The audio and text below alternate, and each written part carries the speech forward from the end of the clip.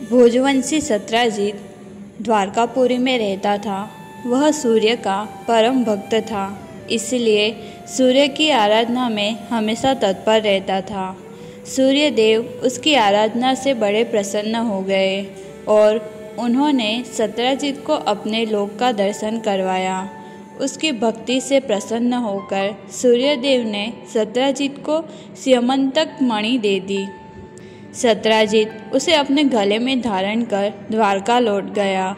उस मणि के तेज से भ्रमित होकर नागरिकों ने उसे सूर्य समझकर सुधर्मा नामक अपनी सभा में विराजमान श्री कृष्ण के पास पहुंचकर उनसे कहा, हे जगतपते, आपके दर्शन की अभिलाषा से भगवान सूर्य स्वयं आपके पास आ रहे हैं। भगवान श्री कृष्ण ने हंसकर कहा, ये सूर्य भगवान नहीं है बल्कि सत्राजित है।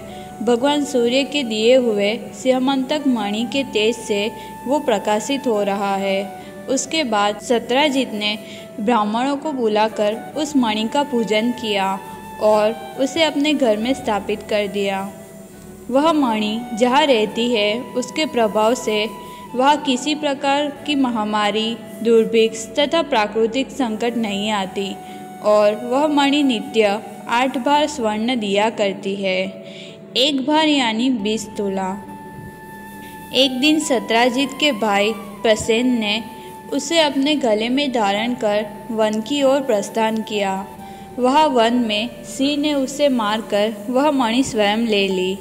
इसके पश्चात जब वह सिंह महाबली रुसराज जामवंत के गुफा के द्वार पर खड़ा था, तब रुसराज ने उस सिंह को मारकर मणि स्वयं ले ली और उस मणि को अपने पुत्र को खेलने दे दी। प्रसेन को वन में गए कई दिन बीतने पर सत्राजित को उसकी चिंता होने लगी और वो सोचने लगा कि मणि लेने की इच्छा से न जाने किसने प्रसेन को मार डाला। इसी बीच द्वारकापुर में यह अफवाह फैल गई कि मणि के लोभ के कारण श्री कृष्ण ने ही प्रसेन का वध किया होगा।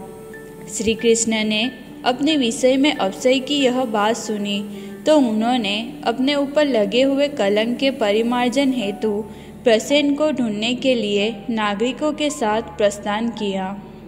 वन में पहुंचकर श्री कृष्ण ने सिंह द्वारा मारे गए प्रसेन को देखा और गिरे हुए रक्त बिंदुओं से चिन्हित मार्ग पर जाकर सिंह को एक गुफा के द्वार पर मरा हुआ पाया।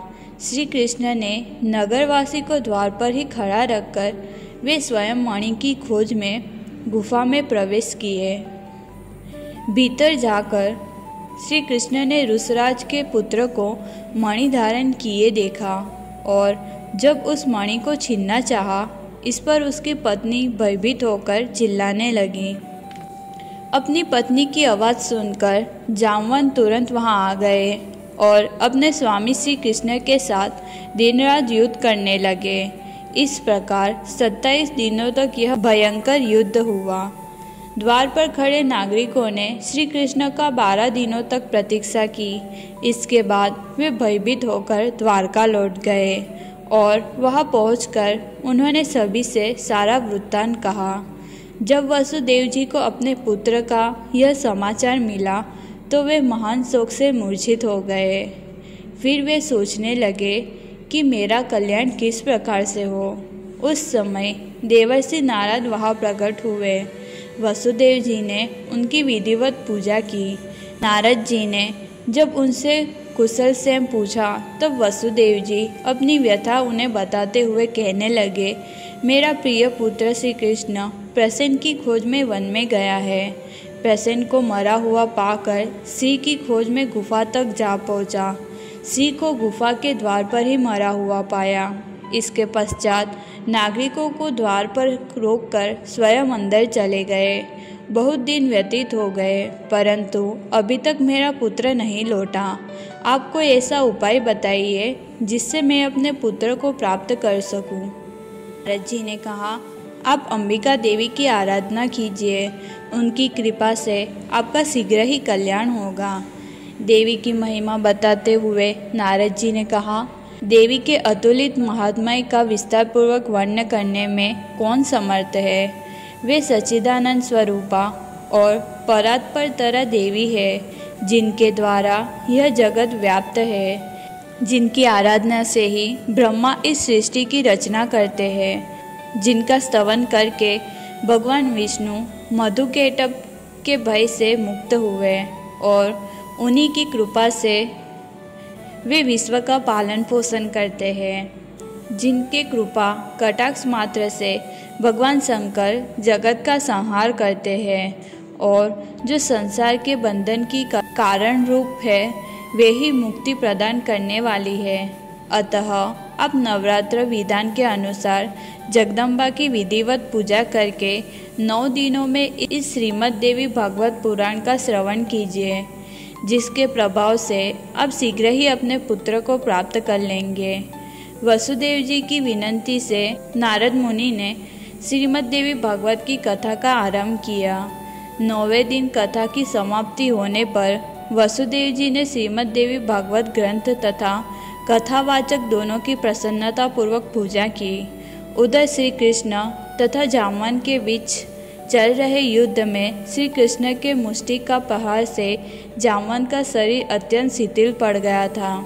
उस समय उन्हें पूर्व काल की घटनाएं याद आ गई और भगवान श्री कृष्ण से क्षमा याचने लगे।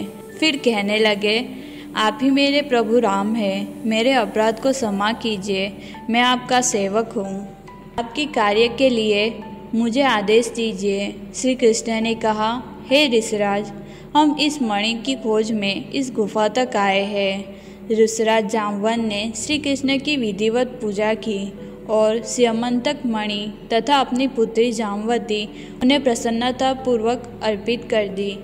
श्री कृष्ण ने जामवती को अपनी पत्नी के रूप में स्वीकार करके मणि को गले में धारण कर द्वारकापुरी लौट गए।